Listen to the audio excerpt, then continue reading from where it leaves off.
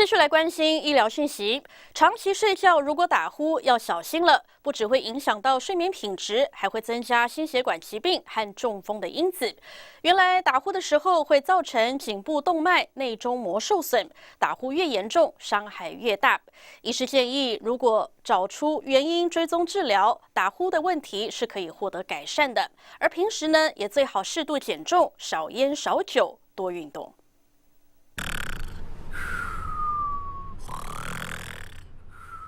许多人为打鼾所苦，不止枕边人困扰，更影响到自己的睡眠品质，变成长期睡不饱、忧郁和注意力下降。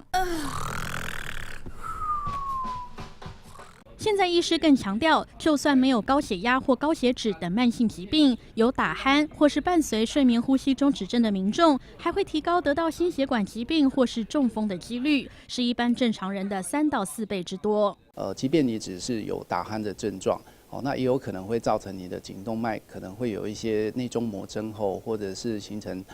粥状样的这个斑块的形成。那因为颈动脉对我们的脑部的血流供应是非常的重要。原来睡眠当中不断打呼会让脑部的血液流动速度变慢，更堆积了动脉血管的脂肪。如何预防并改善？生活形态和体重调整相当重要。预防的话，当然就是说，如果你有体重过重的情况，可能建议还是要运动跟减重。那如果说你有鼻子过敏的问题的话，那建议还是要及早做治疗，那改善你的这个鼻中隔弯曲还有鼻息肉的情况。